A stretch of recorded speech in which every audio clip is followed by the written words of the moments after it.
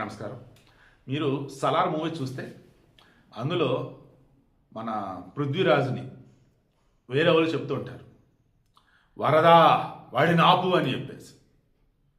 అలా ఈరోజు వరదా వరప్రసాద్‌ని ఆపు అని అంటున్నారు. ఎందుకు? కలెక్షన్ల ఊచకోత.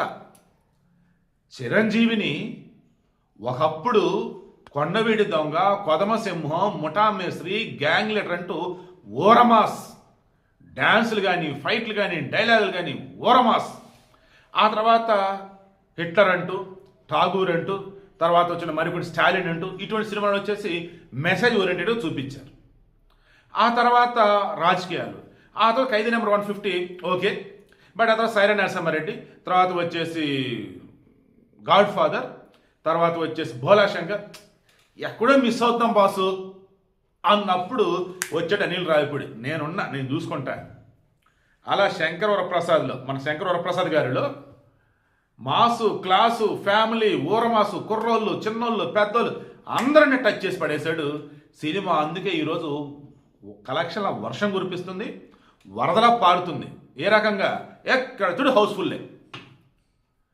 ఆల్రెడీ శంకర్ వరప్రసాద్ గారికి ఇచ్చిన థియేటర్లు కొన్ని అనగనగా ఒక రాజుకి, భర్త మహాశైలి విజ్ఞప్తి, తర్వాత నారాయణ నడుమురారి కొన్నిటికి ఇచ్చేశారు. సో ఆ థియేటర్ తగ్గిపోయినాయి. అయినా కానీ ఇంకా థియేటర్లు పెంచాలన్న వేలో డిస్ట్రిబ్యూటర్లు, ఎగ్జిబిటర్లు ఉన్నారు. కారణం, సినిమా అన్నప్పుడు చిరంజీవి సినిమాని వస్తున్నారు, హౌస్ఫుల్, టికెట్ లేవు, అప్పుడు పక్కనాటికి వెళ్తున్నారు. అదే చిరంజీవి సినిమాకి ఇంకా టికెట్లు ఉన్న స్క్రీన్లు పెంచితే వస్తారు కదా, ఇంకా కలెక్షన్ మూత మోగింది కదా.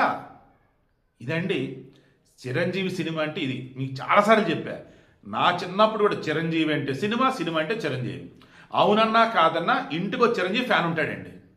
ఎందుకంటే మా జనరేషన్కి, ఇప్పుడున్న జనరేషన్ జెడ్కి అందరూ కూడా అర్థమవలసింది ఏంటంటే చిరంజీవి అనేవాడు ఒక ఐకాన్ అంతే. వీళ్ళు సినిమాలో డైలాగ్ ఉంటుంది, రే నేనేంటంటే మీకు తెలియట్లేదురా, మీ ముంతరాగా చేస్తాను నేనేంటని చెప్పేసి అంటాడు.